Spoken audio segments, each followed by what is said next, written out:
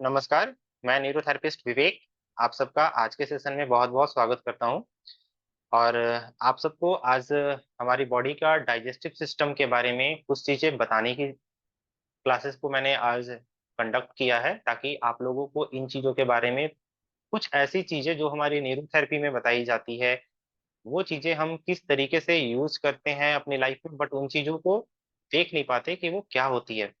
तो आज का जो बेसिक टॉपिक मैंने डाला था ग्रुप में, उस ग्रुप में आपने ये भी देखा होगा कि कुछ इंस्ट्रक्शन थे। आप उन इंस्ट्रक्शन को फ़ॉलो करेंगे तो अच्छा रहेगा, आपको आगे भी और भी बहुत सारी चीज़ें सीखने को मिलेंगी। तो आज के सेशन की शुरुआत करते हैं। स्क्रीन को शेयर करके मैं आपको दिखलाना चाहता हूँ। आप सबको स्क्रीन दिख रही है?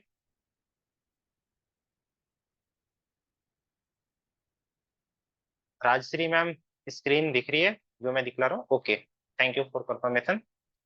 अ, जो हमारी न्यूरोथेरेपी है, हमारी न्यूरोथेरेपी जो बनी है, इसे हमारे गुरुजी डॉक्टर लाजपत राय मेहरा जी ने बनाई है।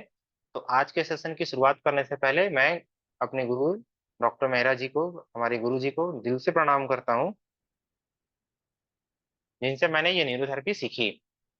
अगर इन्होंने न्यूरोथेरेपी नहीं बनाई होती, तो ये जो लाइन लिखी हुई है, बीमारियों के लिए एक दवा रहित रामबाण चिकित्सा पद्धति, दैट्स द न्यूरोथेरेपी, ये आज इस दुनिया में होती ही नहीं। तो हम गुरुजी को प्रणाम करके आज के सेशन की शुरुआत करते हैं।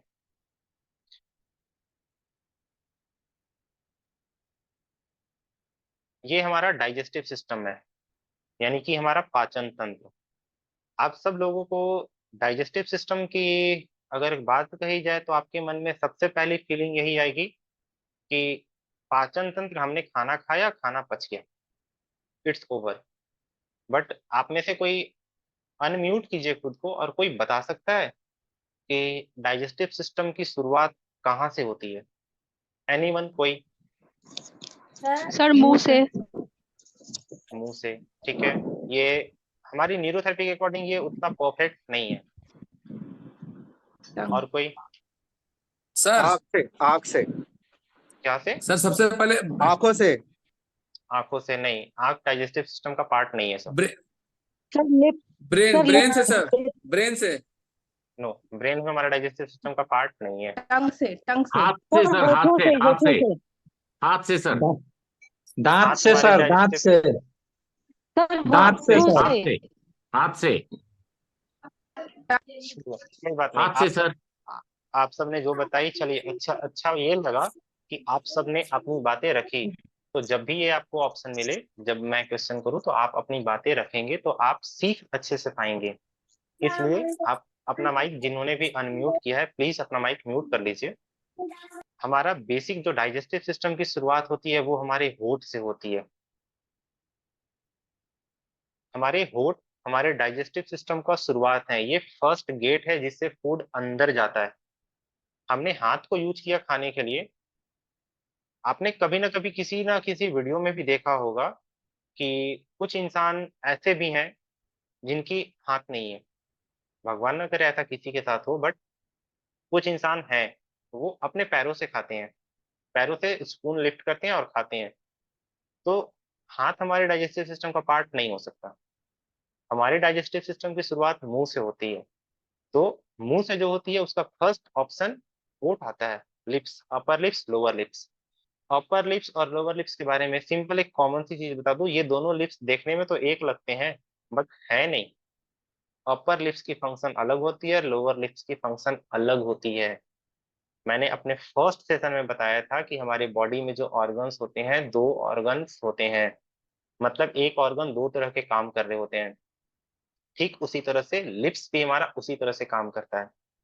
एक लिप्स हॉट सेंसेशन डिटेक्ट करता है, एक लिप्स कोल्ड सेंसेशन डिटेक्ट करता है।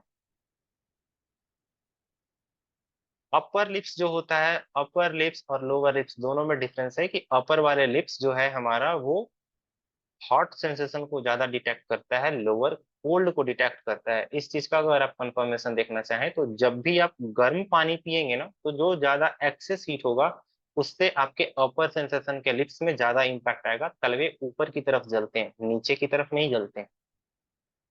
क्योंकि हमारी जीभ जो कोल्ड होती है ना, वो अपर लिफ्ट करती है कि ये अपर वाले डिपार्टमेंट में है, हॉट वाला, तो पानी ऊपर जाता है तो ऊपर वाले सरफेस को बर्न करता है। बट ठंड में ज्यादातर होठ नीचे फटते हैं। ये सही है शारदा मैम? सही है, ओके। तो दैट मीन्स आपका lips, lower lips cold sensation detect करता है और अपर हॉट का। अब इससे आगे बढ़ते हैं। तो ये हमारा मुंह में जो दांत होती है, जो जीभ होती है, ये हमारी डाइजेस्टिव सिस्टम का पार्ट आता है। तो अब यहाँ से डाइजेस्टिव सिस्टम की शुरुआत होती है। ये बेसिक हमारा डाइजेस्टिव सिस्टम है, जिसमें कि हमारे मुंह से लेके हमारा ये oesophagus, stomach, liver, gall bladder, pancreas, intestine, फिर लार्ज इंटेस्टाइन बाहर। तो खाना यहाँ मुंह से जाता है और इतने सारे प्रोसेस से गुजरने के बाद फिर ये बाहर रेक्टम के थ्रू निकलता है, एनस के थ्रू बाहर आता है। तो अब इसकी आगे की स्लाइड में आते हैं। हमने खाना देखा, हमें भूख लगी, तो बहुत टाइम्स आपको ऐसा चीज फील होगा कि घर में माँ ने अच्छा खाना बनाया, हम बाहर से खाना खा के भी आए हैं, बट हमें नाक से स्मेल मिलती है, आज जरूर घर में कुछ मीठा बन रहा है, माँ क्या बनाई है? ये बनाए हैं, दो ना खाएंगे। ये चीजें आपने खाना खा के आई, बट फिर भी ये जो चीजें आती है वो नोज स्मेल डिटेक्ट करता है, ब्रेन को मैसेज देता है ये कुछ अच्छी चीजें हैं। तो ब्रेन वैगस नर्व एक्टिवेट करता है, और वैगस नर्व एक्टिवेट होने से पूरा digestive system except descending colon, पूरा का पूरा digestive system except descending colon, sigmoid colon, पूरा एक्टिवेट हो जाता है और वो रेडी हो जाता है फूड का वेलकम करने के लिए। इस समय आपको भूख लग जाती है क्योंकि आपने नोज से स्मेल किया। अब दूसरी चीज, आप खाना देखते हो, दो तरीके का खाना होता है। एक हेल्दी फूड जो प्लेट में अच्छा खाना रखा हुआ है, that's a raw food. Second is cooked food, that like pizza, burger जो मार्केट में ज्यादा मिलता है।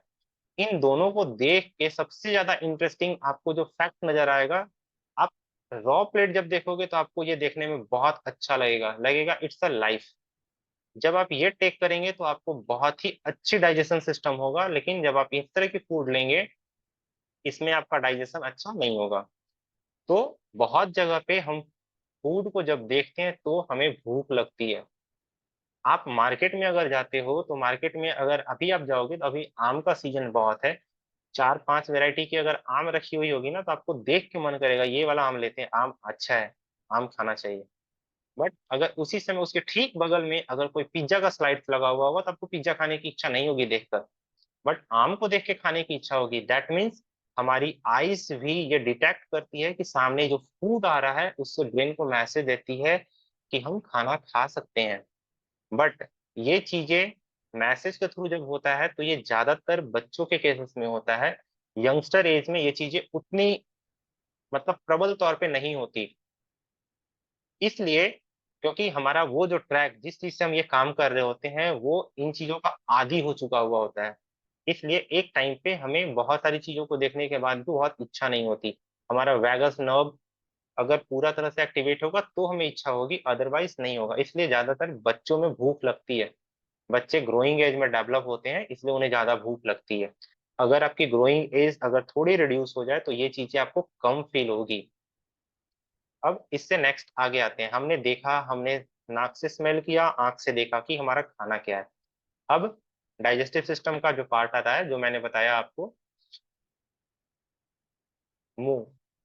इस मुंह का सबसे बेसिक फंक्शन इसमें है कि इस मुंह में सलाइवा बनता है। हमारी दांत जो होती है, दांत खाने को चबाती है। ये जो हमारा टंग है जिसपे मैं कर्सर इंडिकेट कर रहा हूँ, हमारी दांतें खाने को ये चबाती है। काटना, पीसना, चबाना ये दांत का काम है। लेकिन ये तभी पॉसिबल हो सकता है जब हमारे सलाइवरी ग्लैंड अच्छे से काम करे। हमारे मुंह में तीन सलाइवरी ग्लैंड है, ऊपर वाले ने ये तीन सलाइवरी ग्लैंड बना के हमें दिया है, एक नहीं दिया है, दो भी नहीं दिया है, तीन दिया है। पैरटॉइड, सब मैंडिबुलर और सबलिंगुअल। बेसिकली इन तीन चीजों का मैं एक्सप्लेनेशन ज्यादा नहीं दूंगा वरना आपको ये थोड़ा मेडिकल टर्म बोरिंग लगेगा, बट फिर भी एक्सप्लेन कर दूं। Parotid gland back side of mouth, salivary gland, sublingual gland जीभ के नीचे, और सब मैंडिबुलर उसके पास्ट में होता है।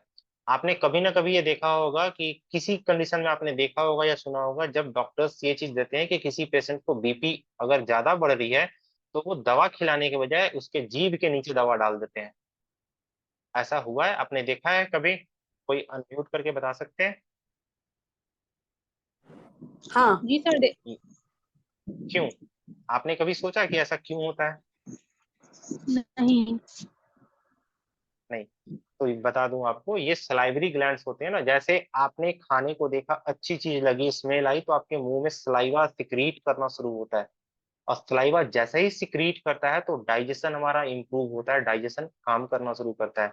बट आप गोली अगर डायरेक्ट खाएंगे तो गोली पेट में जब जाएगी, डिजॉल्व होगी और वर्क करेगी, उससे पहले हमारा डाइजेस्टिव सिस्टम वेट करता नहीं है। वो सलाइवरी ग्लैंड के थ्रू टोटली ब्रेन को पास आउट कर देता है कि ये चीजें आ रही है, तो हमारी बीपी उस समय सडन डाउन होती है। क्योंकि ये सलाइवरी ग्लैंड्स ब्रेन से कनेक्टेड होते हैं। आपने अच्छा खाना देखा, खाना मुंह में आया, सलाइवरी ग्लैंड्स एक्टिवेट होते हैं। अब सलाइवरी ग्लैंड्स बनाते हैं, नाम से ही पता है सलाइवरी ग्लैंड्स है तो सलाइवा बनाएगा। सलाइवा यानी कि हमारी लार। अब हमारी लार में होता क्या है? कोई बता सकता है हमारी लार में होता क्या है? सलाइवा हमारे खाने को और अच्छे से डाइजेस्ट करने में हेल्प करता है, क्योंकि ये HCl प्रोड्यूस करता है, जो कि हमारे खाने को कॉम्प्लेक्स फॉर्म से सिंपल फॉर्म में लेकर जाता है। ठीक तो ठीक है, डाइजेस्टिव जूसेस ठीक है होते हैं। प्रिया जी। हाँ। नहीं, डाइजेस्टिव हाँ जूसेस जी सलाइवा में एंजाइम्स नहीं। होते हैं। मैंने पूछा सलाइवा में क्या होते हैं। सर, बहुत सारे एंजाइम्स होते हैं। एंजाइम्स होते हैं अमाइलेज। जैसे? सर इसमें बहुत सारे मिनरल्स होते हैं जो कि हमारे मतलब सारे जो हमारे टीथ है इसकी रिकैल्सिफिकेशन और इन सब चीजों में मदद करते हैं। इवन जो कॉम्प्लेक्स फूड्स है उसको ब्रेक डाउन में भी मदद करते हैं। और कोई? सो डाइजेस्टिव जूसेस होते हैं। डाइजेस्टिव अमीनो जूसेस में एसिड्स हम होते हैं। डाइजेस्टिव फ्लूइड में होते हैं, नो एमिनो एसिड्स भी नहीं होते। सलाइवा में बेसिकली माइक्रोबायोम। टाइलिन होता है। बेसिक माइक्रोबायोम कोई माइक्रोबायोम नहीं होता वहां पे। अमाइलेज सलाइवा होता में है। सलाइवा में बेसिकली टाइलिन होता है। सलाइवा में बेसिकली टाइलिन होता है। टाइलिन जो होता है वो खाने को पचाने का काम करता है। जब हमारी दांतें खाने को पीस रही होती है, जब हम खाने को चबा रहे होते हैं, तो वो सलाइवरी ग्लैंड के जो सलाइवा जो निकलता है सलाइवा, उसके जो टाइलिन होते हैं, ये टाइलिन खाने को पचाने का काम करते हैं, कार्बोहाइड्रेट्स को मुंह में ही पचाते हैं।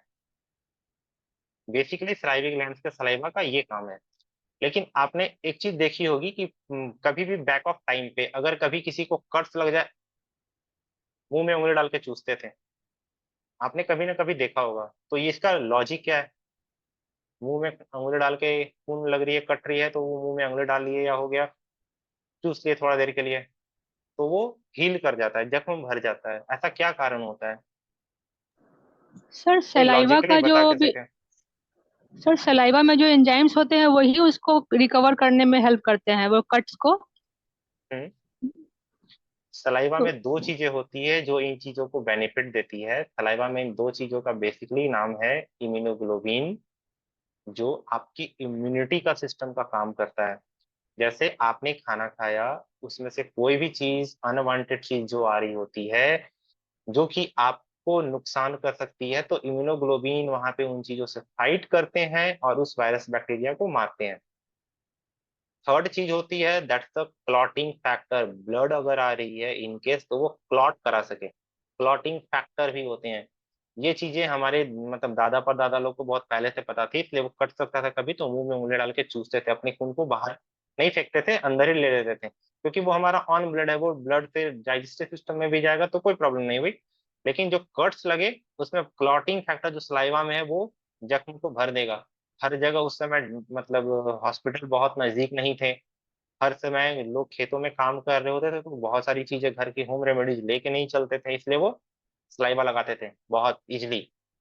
तो सलाइवा में आइलिन होती है जो खाने को पचाती है, इम्यूनोग्लोबिन होता है जो कि हमें इम्यूनिटी, हमें प्रोटेक्ट देता है कि कोई भी अनवांटेड चीज जो खाने में कोई भी, अगर जैसे आप बहुत खट्टी चीज खा रहे हो, बहुत खट्टी चीज, तो जनरली खट्टे चीजों में इन्फेक्शन होता है। जैसे कि आपने खाना बनाया, खाना 2 दिन तक ऐसे ही रखा रह गया बाहर, तो वो खट्टा हो जाता है, तो उसमें इन्फेक्शन होता है। बैक्टीरिया ऐसे होते हैं जो उस खाने में आ जाते हैं, तो वो खाना हम नहीं खाते।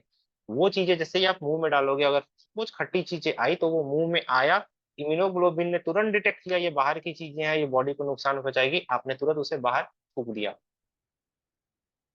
सडन आप थूक दोगे, क्योंकि वो चीजें तुरंत इम्यूनोग्लोबिन डिटेक्ट करेगी, इसे बाहर निकालो।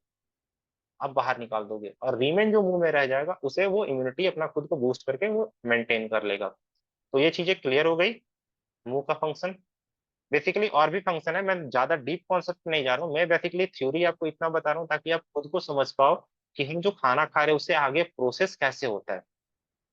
बेसिकली इसमें टंग का काम और दांत का काम जो है, पित्त का काम, ये और भी चीजें हैं, तो मैं उसके ज्यादा कॉन्सेप्ट में नहीं जा रहा हूँ वरना आपको थोड़ा बोरिंग लगेगा। और पहली बात बताऊं, ये पूरा डाइजेस्टिव सिस्टम आपको समझने में 2 क्लासेस लगेंगे, आज के संडे की क्लासेस और कमिंग संडे की क्लासेस। तो आप दोनों क्लास को ज्वाइन कीजिएगा, तब आपको पूरी चीजें मिलेगी। और इसके नोट्स भी आपको शेयर किए जाएंगे, जो हमारा ग्रुप में जो लिंक्स है उसका कंडीशन के अकॉर्डिंग, अगर आप स्क्रीनशॉट शेयर करोगे लाइव क्लासेस की, तो आपको ये जो नोट्स मैं स्लाइड्स दे रहा हूँ, इसकी नोट्स आपको दे दी जाएगी ताकि आप इस चीजों को रिवाइज कर सको। इट्स अ फोटोग्राफिक मेमोरी, आपको याद आएगी कि ये चीजें उस समय ऐसे बताई गई थी। तो अब इससे आगे बढ़ते हैं नेक्स्ट क्लास, नेक्स्ट स्लाइड पे। अब खाना जो हमने मुंह से इंटर किया, जो हमारे दांत से चबा कर हमने खाया सलाइवरी ग्लैंड्स के थ्रू, वो अंदर अंदर नीचे की तरफ जा रहा होता है।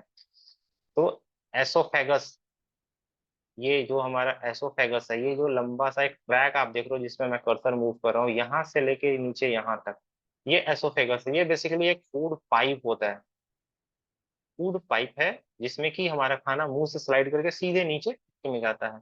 और ये एसोफेगस जो होता है, ये लंग्स के बीच से पार करता है, लंग्स के बीच से पार करता है। तो ये इसके बीच में, लंग्स के बीच से अगर पार कर रहा है तो ऑब्वियस सी बात है लंग्स का फंक्शन भी सीधे को रिलेट करेगा। इसलिए आप नाक से सांस लेते हो तो मुंह से भी सांस लेते हो, मुंह से जाने वाला सांस पेट में जाता है, लेकिन मुंह से जाने वाला खाना पेट में जाता है। और या कुछ लोग अभी, मुझे नोटिफिकेशन मिला कि ग्रुप में वो स्क्रीन शेयर कर रहे हैं स्क्रीनशॉट लेकर, तो आप स्क्रीनशॉट पर्सनल मुझे सेंड करें, ग्रुप में सेंड बिल्कुल ना करें। क्योंकि अगर आप ग्रुप में सेंड करेंगे तो आप ही का स्क्रीनशॉट लिया हुआ बहुत सारे लोगों को जाएगा, तो ये अनवांटेड मैसेज होगा, इसलिए प्लीज शेयर पर्सनली। आपने खाना खाया, खाना आपने चबाया, तो ऐसा कभी हुआ है कि आपका खाना मुंह से जाने के बजाय फेफड़ों में चला गया हो? नहीं, ऐसा नहीं होता, क्योंकि कुदरत ने यहाँ पे एक लेयर बना के रखी हुई है, जिस लेयर को हम इपिग्लॉटिस कहते हैं। इपिग्लॉटिस एक जस्ट ढक्कन के जैसा होता है, जैसे एक ढक्कन है, ये हिल रहा डुल रहा है ऐसे। अगर ये इस साइड की ओर हिला तो इस साइड का जो पाइप है, एयर पाइप, वो एयर पाइप नीचे चला जाएगा, एयर पाइप ओपन हो जाएगा, तो आप जो सांस ले रहे हो एयर पाइप में जाएगा। बट अगर ये इधर कवर होगा तो इस साइड से जो फूड पाइप जा रहा है वो खाना फूड पाइप में चला जाएगा। एवरी टाइम्स ये एक को कवर करके रखता है, एक को खुला रखता है। अगर ये चीजें अगर आप ध्यान से देखोगे तो ऐसा होगा कि आपका खाया हुआ खाना कभी भी स्टमक में नहीं जाएगा। बट अगर आप कभी किसी दिन आपको ठसका लगता है, अगर आपको ये मतलब अंदर से डकार जैसी आती है, तो आपका मुंह का खाना नाक के थ्रू निकलता है। चावल के दाने अगर होते हैं, छोटे कुछ कण होते हैं खाने के, तो वो नाक से बाहर आ जाते हैं। ऐसा कभी हुआ है किसी के साथ? या दैट मीन्स हमारे नाक से जो सांस जा रही होती है, जो एयर जा रहा होता है, वो ट्रैक, और हमारा मुंह से जो खाना जा रहा होता है वो ट्रैक एक जगह पे मिलता है। That's the junction point name epiglottis. Epiglottis उस चीज को डिस्ट्रीब्यूट करता है, एयर पाइप को अलग, विंड पाइप, मतलब जो एयर पाइप हुआ वो, और जो हमारा फूड पाइप हुआ वो, दोनों अलग अलग होता है। बेसिक फंक्शन उसका ये है। अब इससे नीचे, इससे नीचे का जो हिस्सा है, जो एक लंबा सा ट्रैक है, तो एक पाइप है। ये पाइप ऑलमोस्ट 10 इंच की होती है, 10 इंच, 10 इंच लंबा होता है, जिससे भोजन ऊपर से नीचे की ओर जाता है। लंग्स और स्टमक के बीच में एक लेयर होती है जिसे डायफ्राम कहा जाता है। लंग्स और स्टमक, इन दोनों के बीच में हमारा डायफ्राम होता है, जिसके बीच से ये हमारा फूड पाइप यानी कि एसोफेगस नीचे की ओर आता है। क्लियर हुआ? ये बहुत कॉम्प्लिकेटेड नहीं है ऐसे, अगर आप चाहोगे तो ये बहुत कॉम्प्लिकेटेड लगेगा, बट अगर आप इसे इजीली देखोगे तो बहुत अच्छे से याद होगा। मुंह में खाना डाला, फेफड़ों के बीच से जा रहा है, फेफड़े में हवा जा रही है, नीचे उसके खाना जा रहा है, दोनों ट्रैक एक ही जगह है, छसका लगा तो खाना नाक से बाहर आ गया। बस फंक्शन वही है, रोकता कौन है? गले में लटका हुआ एपिग्लॉटिस जो हिल रहा है, पेंडुलम के जैसा हिल रहा है, हिल रहा होता है, कभी इधर कभी उधर। लेकिन उसकी हिलने की टेंडेंसी इतनी है कि वो खाना खाने टाइम नहीं हिलता, जो खाना जाना होता है खाना ही जा रहा होता है। इसलिए अगर किसी को ये चीजें हो रही है कि अगर वो खर्राटे ले रहा है ना, ऐसे लोग मुंह से आवाजें निकालते सोने के टाइम, दैट मीन्स उनका एपिग्लॉटिस फ्लेक्सिबल हो गया है, वो लूज हो गया है, जिसके कारण उन्हें खर्राटे आएंगे। वो विंड पाइप को पूरा कवर करने के मतलब फूड पाइप को कवर करने के बजाय वो लिटिल बिट या तो जैसा कि मैं बता रहा था, हमारा एसोफेगस, एसोफेगस हमारा जो रीजन स्टार्ट होता है वो रीजन है हमारा स्टमक का। तो इससे आगे की ओर आते हैं स्टमक। आप ये देखेंगे ये एसोफेगस है, ये जो ऊपर से जो लाइन आ रही है ये एसोफेगस है। एसोफेगस के नीचे ये हमारा स्टमक का रीजन होता है। बट आप सबको बता दूं यहाँ पे दो चीजें काम करती है, स्टमक को लॉक करने का काम होता है, पहले लॉक करने का काम इंस्फिंक्टर करती है। अगर आप इसको थोड़ा जूम करके अगर आप देखेंगे तो ये आपको दिखेगा कि ये चीजें, मैं थोड़ा जूम करके दिखा दूं, ये इट्स अ एसोफेगल इंस्फिंक्टर और इट्स अ पाइलोरिक इंस्फिंक्टर। यहाँ पे दो इंस्फिंक्टर लगे हुए हैं, यानी कि दो लॉक लगे हुए हैं। ये दोनों लॉक खाने, जब हमारा खाना जो होता है फूड अंदर आ जाता है स्टमक के अंदर, तो ये दोनों लॉक हो जाते हैं ताकि हमारा फूड स्टमक के अंदर प्रॉपर डाइजेस्ट हो जाए।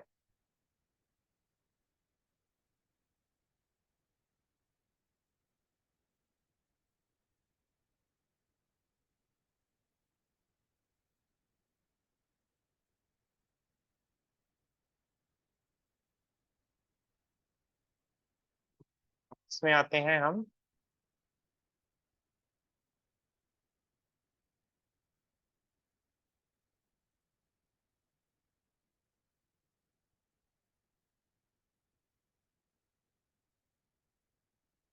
में जब हमारा फूड इनटेक होता है अंदर,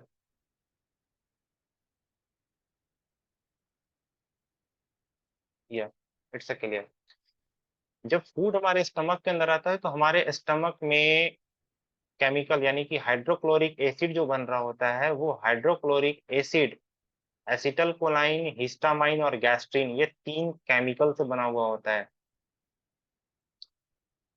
हमारे पेट में जो खाने को पचाने का काम कर रहे होते हैं, उस खाने को पचाने वाली एसिड जिसे हम गैस्ट्रिक जूस कहते हैं, आप में से बहुत सारे लोगों ने पहले बोला था गैस्ट्रिक जूस, जो गैस्ट्रिक जूस होता है वो इन सब केमिकल से मिलने के बाद बनता है। लेकिन जो हाइड्रोक्लोरिक एसिड इन जनरल हम कहते हैं कि हाइड्रोक्लोरिक एसिड है, वो hydrochloric acid histamine, gastrin, acetylcholine, इन तीन चीजों से बनती है।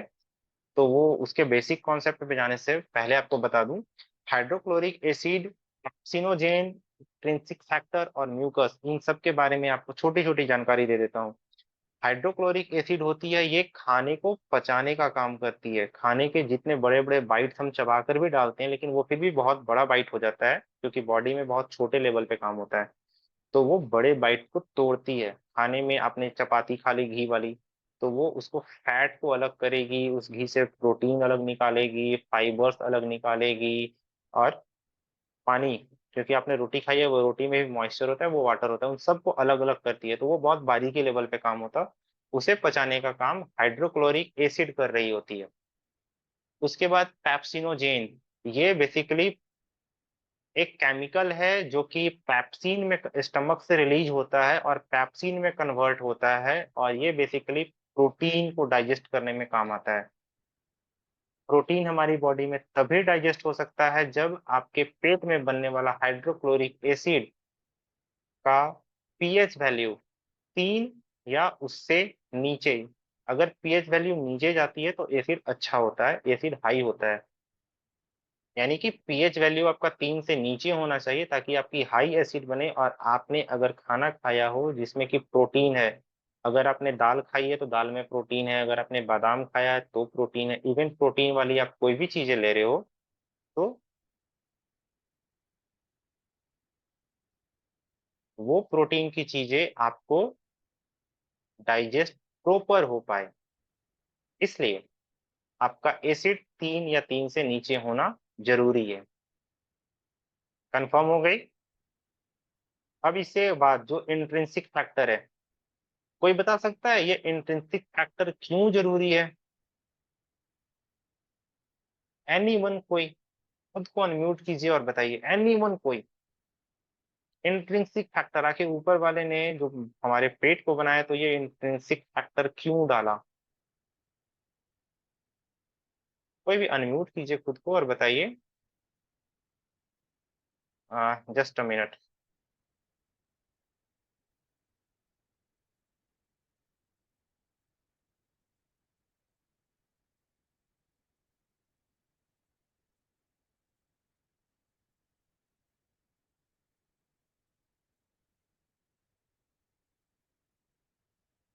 आप अनम्यूट करके बता सकते हो।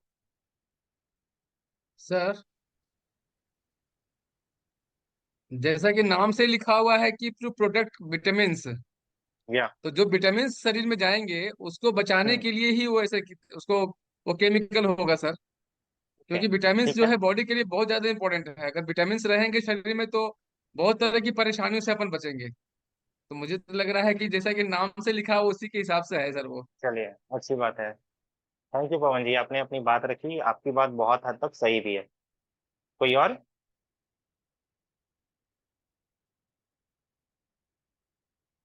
चलिए, कोई बात नहीं, मैं बताऊं आपको कि इसका बेसिक रोल क्या है।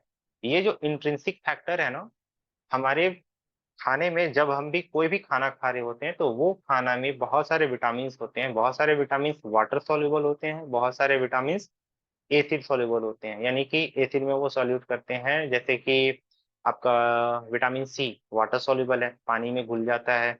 ये सब सारे जो विटामिन होते हैं, उन सारे विटामिन के अलावा कुछ विटामिन ऐसे होते हैं जो पेट की एसिड में जाते ही जल जाएंगे, बर्न कर जाएंगे। उसमें से एक विटामिन का नाम है विटामिन बी 12, जो कि बहुत जरूरी होता है। और जिनके पेट में इंट्रिंसिक फैक्टर नहीं बनेगा उनको विटामिन बी 12 की डिफिशियंसी आएगी ही आएगी। क्यों? क्योंकि इंट्रिंसिक फैक्टर जो शरीर में पेट में अंदर बनता है, वो जैसे ही देखता है कि पेट में विटामिन बी 12 का कोई कंपोनेंट आया है, विटामिन बी 12 आया है, तो वो उसे वहां से लेता है, कैच करता है, अपनी बाइक पे बैठाता है और स्टमक से सीधे बाहर निकाल के आंतों में पहुंचा देता है। वो बीच में नहीं रुकता। सीधा इंट्रिंसिक फैक्टर प्रोटेक्ट्स विटामिन, यानी कि ये विटामिन बी 12 को खास तौर पे बचाने की कोशिश करता है कि वो पेट की एसिड में न जले। ठीक है। अब इसके बाद चौथा, म्यूकस। म्यूकस जो होता है ये स्टमक को प्रोटेक्ट करता है। सपोज बहुत सारे लोग नॉनवेज खाते हैं, अगर नॉनवेज जो आप खा रहे हो वो स्किन है, आपके स्टमक जो बना हुआ है वो भी स्किन है, एक चमड़ी है, मांस है। आपने मांस खाया फिर भी वो मांस गल गया, डाइजेस्ट हो गया, तो आपका स्टमक क्यों नहीं डाइजेस्ट हुआ? क्योंकि वही एसिड जो स्टमक के अंदर है वो उस खाए हुए मांस को जो आप नॉनवेज खाए हैं उसे पचा रहा है। तो वो स्टमक के जो सरफेस है, आंत है, उसे ही क्यों नहीं पचा दिया? उस जगह से प्रोटेक्ट करने का काम ये म्यूकस करती है, जो कि एक बहुत ही चिकनी लेयर होती है जिसपे एसिड काम कर रहा होता है, प्रोटेक्ट कर रहा होता है, उससे बचता है हमारा। सपोज ये मेरे अगर स्टमक का इनर सरफेस है, स्टमक का आउटर है, तो इस इनर सरफेस पे बहुत ही ज्यादा म्यूकस की लेयर होती है जिससे इसके अंदर रहने वाला एसिड इस सरफेस को नहीं जलाता। That means protect the stomach layer. जिनको डकारें ज्यादा आएंगी उनको में एसिड सही से नहीं बनेगा, खाना नहीं पचेगा, पहली चीज। दूसरी चीज, जिनको विटामिन बी 12 की डिफिशियंसी आएगी उनका भी स्टमक ठीक नहीं होगा। तीसरी चीज, जिनको प्रोटीन डाइजेस्ट नहीं हो रहा है बॉडी में अच्छे से, उनका भी स्टमक सही से नहीं काम करेगा। इसलिए मैंने पहले के सेशन में जो मैंने कंडक्ट किया था उसमें मैंने 3 चीजें बताई थी। अगर आपको हेल्दी रहना है तो आपको अच्छी नींद आनी चाहिए, आपका स्टमक अच्छा होना चाहिए और आपका रेस्पिरेटरी सिस्टम अच्छे से काम करना चाहिए। इन सब चीजों को अगर आप फिट रखेंगे अपनी बॉडी में तो ही आप फिट हो पाएंगे बहुत अच्छे तरीके से, आप डिजीज फ्री हो सकते हैं। इसलिए मैं बेसिक ये चीजें आपको समझा रहा हूँ ताकि इसके आगे की जब मैं आपको ट्रीटमेंट बताऊं कि इन चीजों को बेसिकली आप कैसे फिट कर सकते हो, तो ये चीजें आपको याद हो जाए कि ये ट्रीटमेंट इस ऑर्गन से रिलेटेड है, तो ये चीजें अच्छे से काम करेगी। क्लियर हुआ? अगर कोई क्वेरी हो तो आप अनम्यूट करके यहाँ पे पूछ सकते हैं। अगर किसी की कोई क्वेरी हो तो आप अनम्यूट करके पूछ सकते हो।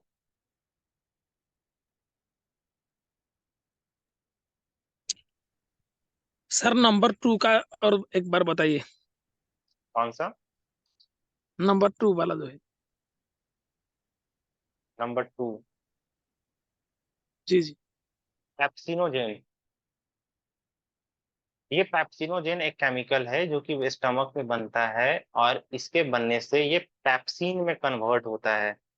पेप्सिन में कन्वर्ट होने से हाइड्रोक्लोरिक एसिड जो HCl है, जिसमें कि हिस्टामाइन, एसिटल कोलाइन और गैस्ट्रिन, ये तीन चीजों से बनी होती है। अगर ये तीन चीजों में कोई भी एक चीज अगर कम हुआ तो प्रॉपर HCl नहीं बनेगा, यानी कि एसिड नहीं बनेगी जो खाने को सही से पचाएगी, और हमारे बॉडी में पेप्सिनोजेन नहीं बनने के कारण हमारी बॉडी में प्रोटीन का डाइजेशन नहीं होगा। प्रोटीन इन पेप्टोन ये बनेगा तभी हमारी बॉडी में प्रोटीन डाइजेस्ट होगा, और इसके बनने से हाइड्रोक्लोरिक एसिड का जो स्ट्रेंथ होता है वो काफी अच्छा होता है, यानी कि वो 3 से नीचे के स्ट्रेंथ में जाता है।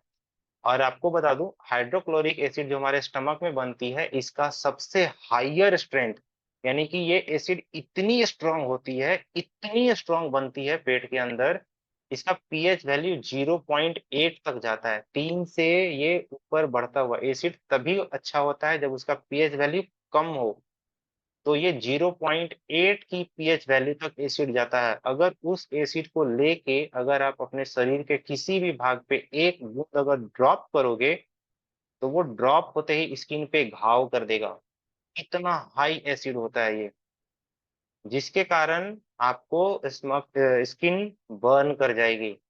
यानी इतनी हाई एसिड जो होती है उससे भी हमें हमारा म्यूकस प्रोटेक्ट करता है और खाने को पचाता है। तो आप कोशिश कीजिए कि आपको सही टाइम पे भूख लगे, सही टाइम पे आपका एसिड बने, ताकि आपको प्रॉपर डाइजेशन हो सके।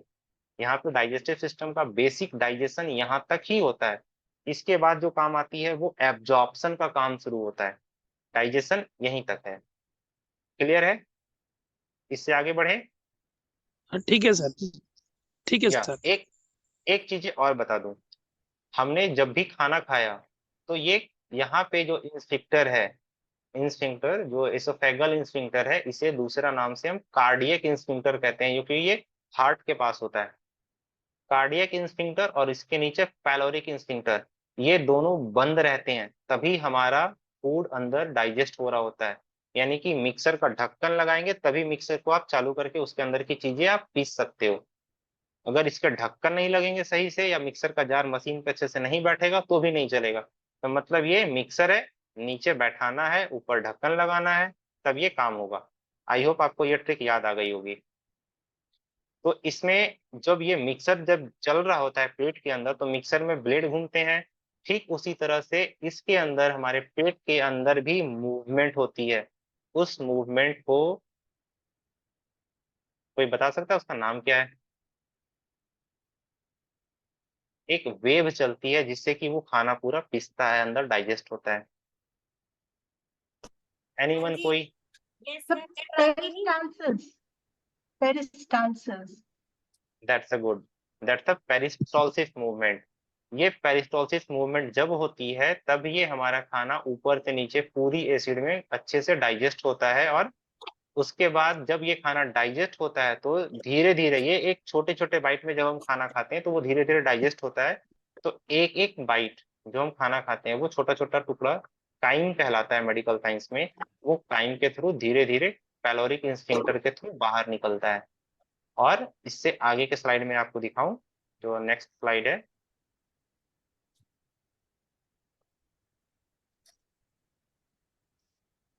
ये ये हमारा स्टमक है, छोटा सा व्हाइट पार्ट। इसको मैं थोड़ा जूम करके दिखाऊं। ये हमारा स्टमक है जिसमें ये खाना यहाँ हमारा डाइजेस्ट हुआ। यहाँ पे ये आपका कार्डियक इंस्फिंक्टर, यहाँ पे जो टर्न है ये पाइलोरिक इंस्फिंक्टर। यहाँ से जब खाना बाहर की ओर निकलता है तो ये जो सेक्शन है, छोटा सा जो कर्व है, इस कर्व को हम ड्यूडिनम बोलते हैं। यहाँ से छोटी आंत की शुरुआत होती है। छोटी आंत की शुरुआत का ये कर्व, छोटी आंत के 3 पार्ट, उसका पहला पार्ट ये सिर्फ कर्व तक ही होता है, दैट्स नेम ड्यूडिनम। तो ये खाना यहाँ से ड्यूडिनम में आता है।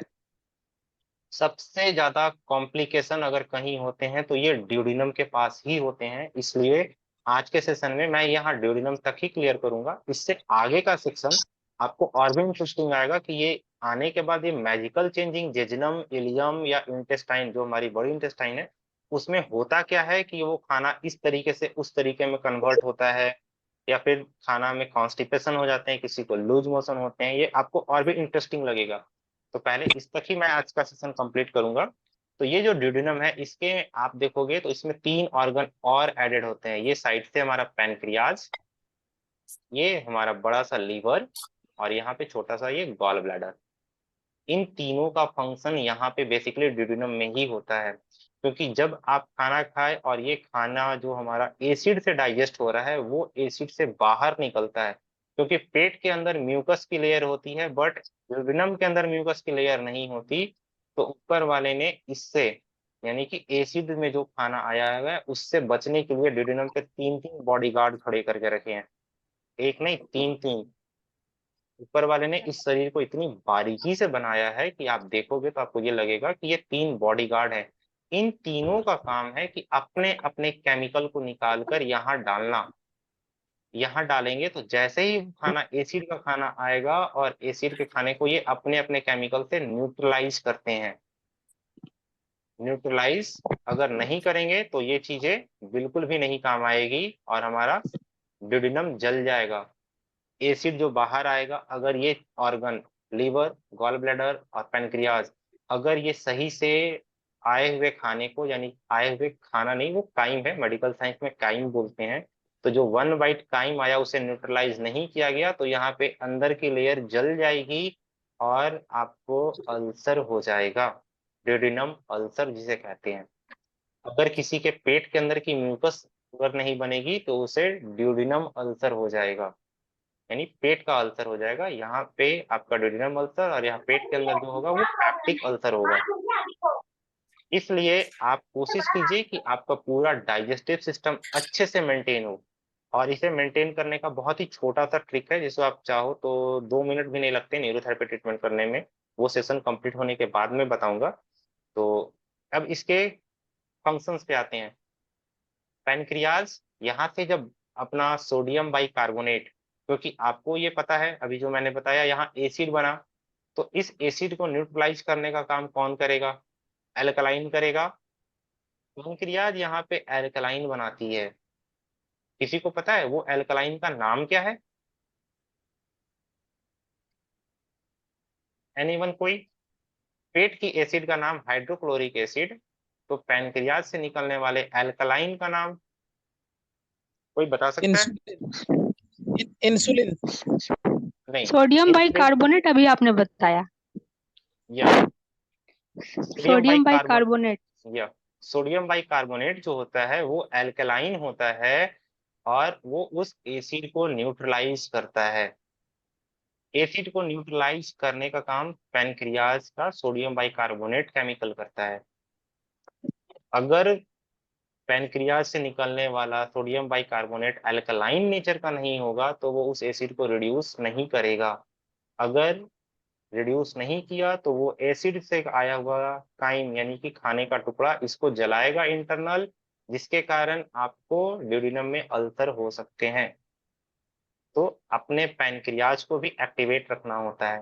पैनक्रियाज, ये चीज तो ठीक है कि इसने एल्कलाइन नेचर से सोडियम बाइकार्बोनेट बनाया, बट ये एमाइलेज बनाता है। जैसे सलाइवा में टाइलिन होती है तो उसमें एमाइलेज होते हैं जो कि खाने को, फैट को पचा रहे होते हैं। अगर आप खाना को नहीं अगर अच्छे तरीके से चबाएंगे तो सलाइवा जो प्रॉपर फैट कार्बोहाइड्रेट को डाइजेस्ट कर रहा होता है उसका लोड, एक्स्ट्रा लोड पैनक्रियाज पे आएगा कि ये पैनक्रियाटिक एमाइलेज बनाकर उस चीज को डाइजेस्ट करेगा। जो काम पहले होना चाहिए था अगर वो काम बाद में होगा तो ऑब्वियस सी बात है नुकसान होगा। तो नुकसान क्या होगा? पैनक्रियाज इंसुलिन को नहीं बना पाएगा अच्छे तरीके से, जिसके कारण आपकी बॉडी में ग्लूकोज बढ़ जाएंगे, ग्लूकोज डाइजेस्ट नहीं हो पाएंगे। Digest in the sense, glucose blood में जब जाएंगे तो इंसुलिन की कमी होने के कारण, इंसुलिन अगर नहीं रहेगा तो ब्लड के सेल्स में जब ग्लूकोज अंदर जाता है तो सेल्स का जो दरवाजा होता है ना, उस पर एक लॉक लगा हुआ होता है, और लॉक की चाबी का नाम है इंसुलिन। अगर इंसुलिन जाएगा तो लॉक खुलेगा और ग्लूकोज ब्लड के सेल के अंदर जाएगा, किसी भी सेल के अंदर जाएगा। इसलिए जब पैनक्रियाज खाने को, यहाँ कार्बोहाइड्रेट को यहाँ पचाएगा तो कार्बोहाइड्रेट ग्लूकोज में कन्वर्ट होगा, तो उसे आगे दोबारा कोई इंसुलिन नहीं देगा, इंसुलिन पैनक्रियाज ही देता है। इसलिए डायबिटीज के जो पेशेंट होते हैं अगर वो अपने लाइफ को बैक एंड में जाके देखेंगे तो वो खाना बहुत जल्दी जल्दी खाते हैं, जिसके कारण ही उन्हें ये प्रॉब्लम होती है। तो आप अपना खाना धीरे धीरे चबा कर खाएं, इत्मीनान से खाएं, बिना टेंशन का खाएं, ताकि आपका सलाइवा अच्छा बने, उसका काम पैनक्रियाज को ना करना पड़े और आप डायबिटीज के शिकार न बने। क्योंकि बहुत सारे डायबिटीज के पेशेंट में ये एक कॉमन फैक्ट देखने को मिलती है कि वो खाना बहुत जल्दी जल्दी खाते हैं। इसलिए इन हैबिट्स को चेंज कीजिए ताकि आपको इन चीजों की प्रॉब्लम फेस न करनी पड़े।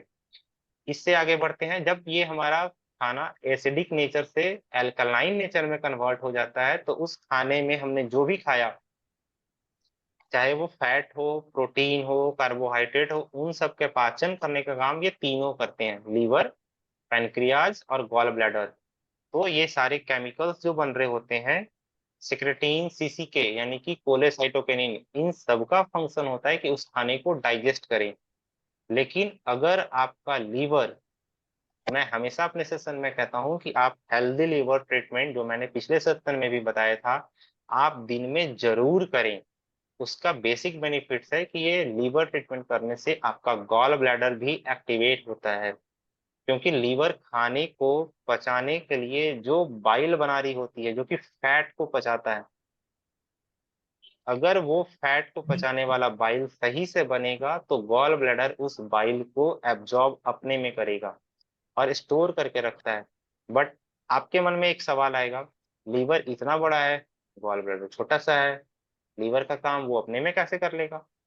तो ये चीजें प्रकृति की ही बनाई हुई है कि लीवर ऑलमोस्ट 800 से 850 ml बाइल बनाता है, और लीवर उस 800 ml बाइल को सिर्फ 60 ml में कन्वर्ट करता है और अपने अंदर रख लेता है। और उस 60 ml बाइल की एक छोटी एक एक बूंद आती है जो कि इस चीजों को न्यूट्रलाइज करती है, हमारे फैट को डाइजेस्ट करती है। अगर किसी के बॉडी में लीवर अच्छे से काम नहीं करेगा, गॉल ब्लैडर का बाइल अगर अच्छे से काम नहीं करेगा, तो वो थोड़ा सा भी कुछ खाएंगे ना तो वो मोटे होते जाएंगे, उनके बॉडी में फैट डाइजेस्ट नहीं होगा, वो एब्जॉर्ब होकर रह जाएगा, ऐसे ही बॉडी में कहीं भी घुस जाएगा इधर उधर, तो आपको लगेगा। इसलिए जो लोग बैठे बैठे काम करते हैं ना ज्यादा, वो एक दो चपाती खाएंगे ना फिर भी वो मोटे हो जाएंगे।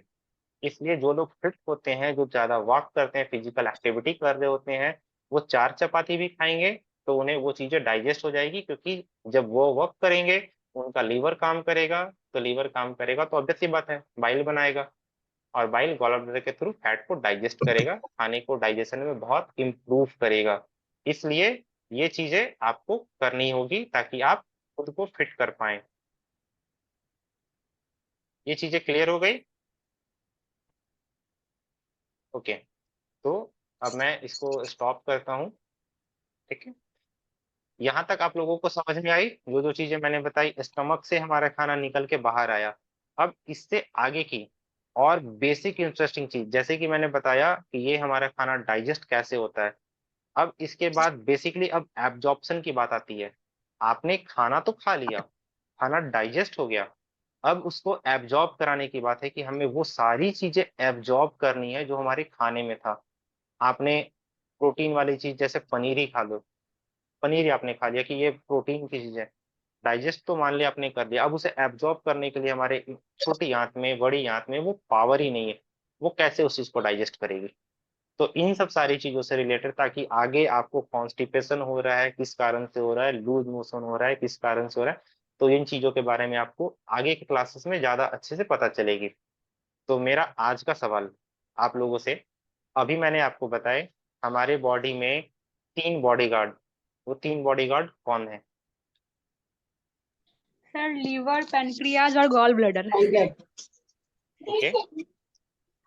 सेकंड क्वेश्चन, सलाइवा में क्या होता है जो कि खाने को पचाता है? बेसिक सलाइवा में क्या चीजें होती है? टाइलिन और इम्यूनोग्लोबिन और क्लॉटिंग फैक्टर भी होता है। तो लता मैम, आप बता रहे हो, और भी लोगों को बोलने का मौका दीजिए, ठीक है? एक खास चीज, सर ये थाइलिन होता है, ये कार्बोस को मुंह में पचाता है।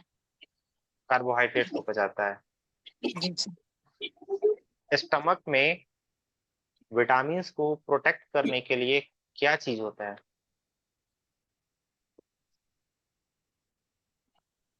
स्टमक में, हमारी पेट में विटामिन को प्रोटेक्ट करने के लिए क्या चीजें होती है? सर म्यूकस होता है।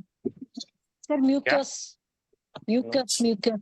नहीं सर, आपने एक नाम बताया था, थोड़ा डिफिकल्ट सा था वो नाम जिसको सर मैंने कहा था। Intrinsic factor. हाँ। Intrinsic factor. ओके, तो आई होप आप लोगों ने सेशन को एंजॉय किया है। तो अगर आपकी कोई क्वेरी हो, मुझे जो चीजें रिमाइंडर करानी थी वो चीजों से रिलेटेड मैंने आपको क्वेश्चन पूछे, बट अगर आपकी कोई क्वेरी हो तो आप पूछ सकते हो।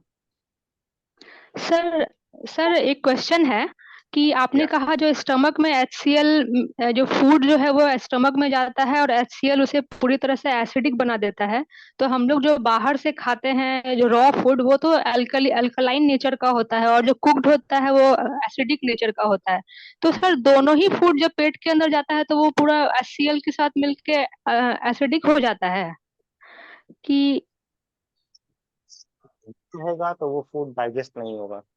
इसलिए बता रहा हूँ क्योंकि आपने जो बाहर का खाना खाया, जैसे आप बता रहे हो कि अगर आपने रॉ फूड लिया, आपने खीरे खाए, टमाटर खाए, प्याज खाए, जो सैलेड्स आपने खाए, तो आप देखना अगर आपके खाए हुए खाने का छोटा पार्ट, जस्ट लाइक छोटा पार्ट जैसे भिंडी के बीज हो गए, टमाटर के छिलके हो गए, टमाटर के बीज हो गए, ये अगर आपके स्टूल में आ रहे हैं, दैट मीन्स आपका स्टमक हाइड्रोक्लोरिक एसिड को प्रॉपर मेंटेन नहीं कर पा रहा है, आपका फूड डाइजेस्ट नहीं हो पा रहा है। ये चीजें आपको सिम्टम आपकी बॉडी खुद से दिखाती है। इसलिए मैं इन सेशन के थ्रू आपको इन चीजों के बारे में अवेयर कर रहा हूँ कि अगर आप बीमार पड़ते हो तो क्यों पड़ते हो, उसका बेसिक कॉन्सेप्ट अगर आप समझेंगे तो आपको आगे हीलिंग होने में ज्यादा फायदा होगा, क्योंकि neurotherapy blood circulation based medicine less healing therapy है। तो आप अपने स्टूल को डायग्नोस करके एक बार देखें कि आपको ये चीजें दिखती भी है या नहीं। अगर दिखती है तो समझ जाइए आपका स्टमक ठीक नहीं है, आप उसे फिट कीजिए, क्योंकि आप कुछ भी खाएंगे अगर वो प्रॉपर डाइजेस्ट नहीं होगा, देन एब्जॉर्ब नहीं होगा, तो बॉडी में कोई काम नहीं आएगा। इसलिए बहुत सारे लोगों को दवा खाने के बाद भी दवा फायदा नहीं करता। सर एक बात पूछनी थी मुझे। सर जैसे आपने कहा भिंडी का बीज आ रहा है या टमाटर के छिलके आ रहे हैं, तो ये भी तो हो सकता है कि चबाया ना हो ढंग से खाना। है, अगर आप वो प्रॉपर खाओ, तरीके से रोटी खाओ। नहीं च्यू करेंगे तो भी होगा। है ना, ये भी एक रीजन हो सकता है ना, क्योंकि कई लोग हाँ, क्यों नहीं ऑब्वियस सी करते हैं। बात है। हाँ, वो बहुत लोग हड़बड़ में होते हैं, जल्दी से लेंगे, मुंह में डालेंगे, एक बार दो बार पेट के अंदर, ऐसा नहीं हाँ होता। जी, हाँ जी। सर वैसे जो कहते हैं 32 टाइम्स चबाना चाहिए, तो उससे थोड़ा कम भी चलेगा या 32 टाइम्स मैंडेटरी है? ऐसे काउंटिंग करके नहीं कर सकते, बट एक चीज बता दूं आपको, अगर आप खाने को जितना च्यू करेंगे ना तो 3 सलाइवरी ग्लैंड से वो सलाइवा बनाएंगे, सलाइवा से टाइलिन निकलेगा, टाइलिन आपके खाने को पेट में ही, यहाँ मतलब मुंह में ही आधा डाइजेस्ट करेगा, तो फिर वो अच्छा। स्टमक में जाएगा, तो स्टमक में थोड़ा सा कम लोड पड़ेगा, स्टमक उसको और ओके। अच्छे से डाइजेस्ट करेगा, और अच्छे से डाइजेस्ट होगा तो फिर इंटेस्टाइन में आने से पहले जब ड्यूडेनम में आएगा तो पैनक्रियाज, लीवर, गॉल ब्लैडर उसे अच्छे से डाइजेस्ट कर चुके होंगे, तब वो एब्जॉर्ब अच्छे से होना शुरू हो जाएगा। इसलिए खाने को चबा के खाना चाहिए ताकि आपको वो चीजों की प्रॉब्लम ना आए। ठीक है, और किन्हीं की कोई क्वेरी हो? सर ये पीएच लेवल पता करने के लिए ब्लड का उसका टेस्ट कराना पड़ता है क्या पीएच लेवल के लिए? ब्लड का पीएच लेवल करने के लिए भी टेस्ट होते हैं, ये आपको मिल जाएगा, मतलब लैब वाले बता सकते हैं। बेसिकली ब्लड का पीएच टेस्ट होता है, और हमारे ब्लड का जो पीएच होता है वो इन जनरली एल्कलाइन होता है। आप सबको बता दूं, आपने क्वेश्चन किसने पूछा? राजश्री मैम आपने पूछा। Yes sir. या तो फर्स्ट ऑफ ऑल आपने जो क्वेश्चन पूछा ये बहुत ही डिफरेंट लॉजिक वाला क्वेश्चन है। हमारा ब्लड का पीएच वैल्यू 7.4 होता है और ये ब्लड हमारा अल्कलाइन होता है। अगर ये ब्लड की वैल्यू 7.4 से नीचे अगर आ गई, मतलब नंबर में नीचे आ गई, तो ये एसिडिक होगा। एसिडिक होगा तो हम बीमार पड़ेंगे। 7.3 या उससे नीचे आने लगेगा तो हम बीमार पड़ेंगे, और इस 7 के करीब आएगा तो हम खत्म हो सकते हैं। ठीक रहेंगे। अगर हमारा ब्लड का वैल्यू एल्कलाइन ज्यादा होगा तो भी हम खत्म हो सकते हैं। 8 के ऊपर चला जाएगा या 8 भी आएगा तो भी हमारी डेथ हो सकती है। इन सब केसेस को भी ध्यान में रखी जाती है। कुछ केसेस ऐसे होते हैं जिसमें लोगों की हीमोग्लोबिन बहुत जरूरत से ज्यादा बढ़ी हुई रहती है। किसी की हीमोग्लोबिन 17-18 ऐसे पॉइंट में आती है तो डॉक्टर उन्हें ब्लड डोनेट करने को कहते रहते हैं, ताकि आप डोनेट करेंगे तो आपका ब्लड मेंटेन होगा, ताकि आपकी अल्कलाइन की नेचर ज्यादा नहीं चली जाएगी। इसलिए ब्लड का पीएच वैल्यू भी मेंटेन होना जरूरी होता है। कुमार कार्तिकेय थैंक यू जी, सर। सर कुमार मेरा कार्तिकेय जी, आप क्वेश्चन कुछ है। कहना चाह रहे हो? जी सर। बताइए। सर नमस्कार। नमस्ते। सर नमस्कार, मैं कहना चाहता था सर, ये देखिए जितनी साइंस है वो तो समझते समझते समय लगेगा हमको। सर बिल्कुल नहीं। पहली बात ये, अगर आप मन में कंफ्यूजन रख रहे हैं तो इसे बिल्कुल बाहर निकालिए। मैं बेसिक कॉन्सेप्ट सिर्फ इतना समझा रहा हूँ ताकि आपको ये चीज पता चले कि अगर किसी दिन बाय द वे अगर आप पार्टी में जा रहे हो, आपको पनीर की सब्जी खानी है, पनीर पकौड़े खाने हैं, तो आपको ये पता होना चाहिए कि वो पनीर इन आगे टाइम पे, मतलब आपने खाना शाम में खाए तो सुबह आपको पेट दर्द नहीं हो। उसके लिए आपको क्या प्रिपेयर करना पड़ेगा कि वो खाने से पहले आपको पेट को ठीक करना पड़ेगा, ताकि पेट पनीर को पचाए, वरना नहीं पचेगा तो आपको दर्द होगा। मैं सर इन बेसिक बिल्कुल ठीक कॉन्सेप्ट के बात है। समझाने के लिए ही चीज आपको ये बता रहा हूँ। तो आप इन चीजों सर को मेरे को अगर आप अपने ध्यान रूटीन। दें, अच्छा होगा। हाँ जी सर, बिल्कुल कोशिश कर रहे हैं। कोशिश कर रहे हैं, हर आदमी का अपना टाइम होता है समझने का। इसीलिए अच्छा सर खैर, मुझे ये कहना था। हमारे सेशन की रिकॉर्डिंग हमारे यूट्यूब चैनल पे, जो कि मेरा यूट्यूब चैनल है न्यूरोथेरेपिस्ट विवेक के नाम से, आप उसे सब्सक्राइब जी जी कीजिए ताकि उसका सेशन का नोटिफिकेशन आपको मिले। तो नोटिफिकेशन के थ्रू आप अपने अवेलेबल टाइम के अकॉर्डिंग उसे देख पाए। सर बिल्कुल, मुझे कुछ कहना था। हाँ मेरा मेरा जो मैं रूटीन अपना फॉलो कर रहा हूँ, उसमें जो मुझे डैप डाइट दी गई है, उसमें मुझे सर, सबसे पहले पहली बात, उसमें मुझे मैं डाइट से रिलेटेड यहाँ पे कोई क्वेरी नहीं कर रहा, मैं सर मुझे न्यूरोथेरेपी से प्लीज रिलेटेड बात। क्वेरी कर रहा हूँ। और आपकी ये अगर डाइट से रिलेटेड क्वेरी है तो आप मेरे पर्सनल मैसेज चैट बॉक्स में डालिए ताकि मैं आपको वहां पे बता पाऊँ। जी अच्छा, ठीक ठीक है, थैंक यू सर। ओके, अच्छा, बाय बाय। Thank you. तो थैंक यू। अमरिंदर जी, आप कुछ कहना चाह रहे हैं? सर, अगर भिंडी के बीज और टमाटर के छिलके दिख रहे हैं लेटरिन में, तो क्या सुधार करके उसको अच्छा से डाइजेस्ट किया जा सके खाने खाने लाइफ को में? अच्छे तरीके से खाने को अच्छे तरीके से पहले चबा कर खाइए। खाना तब खाइए जब आपको सही तरीके से भूख लगी हो और पेट की एसिड अच्छे हो। इसके लिए जब आगे की नेक्स्ट क्लास जब होगी संडे की, उसमें मैं जब एब्जॉर्प्शन का प्रोसेस बताऊंगा तो उसके बाद आपको ये चीजें कंफर्म हो जाएगी कि इन सब का बेसिक ट्रीटमेंट कैसे होना चाहिए। तो क्वेरी सेशन जब आने वाली है, जब मैंने ग्रुप में डाला था कि और भी लोग क्वेरी करेंगे, तो जो क्वेरी सेशन आएगा उसमें ये चीजें की सारी ट्रीटमेंट मैं आप लोगों को बताऊंगा, ताकि आप ये इन चीजों को घर में बैठ के इजीली कर पाए। आप अपना स्टमक अपने आप से डायग्नोस करके खुद से कोशिश करें कि वो ठीक हो पाए। और ये जब चीजें ठीक होगी तो आपको स्टूल में वो चीजें नहीं दिखेगी। That's clear? ठीक है। सर। हाँ मैम। सर, हमने फर्स्ट सेशन आपका अटेंड किया था, सेकंड मैम म्यूट हो गया आपका, आप अनम्यूट कर लो। सर मैंने आपका फर्स्ट सेशन देखा था, आज थर्ड देखा हम्म। है, सेकंड नहीं देख पाई। आप बोले हैं आज ये नोट भेजेंगे। सर प्लीज हमको उसका मैम सेकंड का भी नोट मैम चाहिए, हम सेकंड कंटिन्यू करें। मैम ये जो नोट्स की बात है तो आप सबको बता दूं, जो लोग हमारा सेशन ज्वाइन कर रहे हैं, जो अपना 1 घंटे का टाइम इस चीज को लर्न करने के लिए दे रहे हैं, ये उनके लिए एज अ आप गिफ्ट कह सकते हो कि ये नोट्स उन्हें ही प्रोवाइड किए जा रहे हैं। तो अगर आप हमारे सेशन की रिकॉर्डिंग आप देख रहे हो, हमारे यूट्यूब चैनल पे ऑलरेडी डाली हुई है, आप हमारा सेकंड सेशन देखिए। बेसिकली जिस नोट्स की आपने बात की, वो नोट्स के बारे में ही मैंने पूरा एक्सप्लेनेशन दिया है। तो आप उस सेशन को भी अगर यस सुनेंगे सर। तो आपको नोट्स की जरूरत नहीं नहीं पड़ेगी। सर, मैंने बेसिकली मैं पूरे तो स्लाइड्स सेकंड नंबर सुबह समझा रहा हूँ, तो आप उसे हाँ देखिए, सेकंड वो देखा है। सारी चीजें क्लियर हो जाएगी, उसकी जरूरत नहीं पड़ेगी। अगर आप पूरे स्लाइड्स को देखेंगे, पूरे क्लास को देखेंगे तो आपको जरूरत नहीं पड़ेगी। बेसिकली जो ज्वाइन कर रहे हैं सेशन को, उनके लिए वह एज अ गिफ्ट है कि वो उन चीजों को रख सकते हैं। ओके, सर थैंक इसको यू हम एवरीवन। न्यूरो भेजेंगे आपको? सर आपको कैसे भेजेंगे कि हमने आपका सेशन अभी अटेंड किया है? आपने सेशन मैम हमारे लिंक से अटेंड किया होगा व्हाट्सएप ग्रुप के थ्रू, तो उसमें आपको मेरा नंबर मिल गया होगा। आप हमारे पर्सनल चैट पे अपना स्क्रीनशॉट शेयर कर दीजिए मुझे। मैं उन सारे, जब नेक्स्ट संडे हमारा क्लास कंप्लीट होगा तो जिन लोगों ने दोनों क्लासेस के स्क्रीनशॉट भेजेंगे उन्हें ये चीजें भेज दी जाएगी as a notes.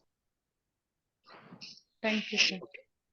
Okay, thank you everyone. आप सब लोग ने यहाँ तक क्लास को ज्वाइन किया, एंजॉय किया। आई होप आपको बहुत कुछ सीखने को मिला होगा। आप हमारा सेशन आपको कैसा लगा, इसके आप अपना फीडबैक जरूर शेयर करें, हमारे यूट्यूब चैनल पे शेयर करें, ताकि इनसे और भी आगे लोगों को सीखने का मौका मिले। Okay, thank you everyone, thank you for joining. Thank you sir. Thank you. Thank you ma'am.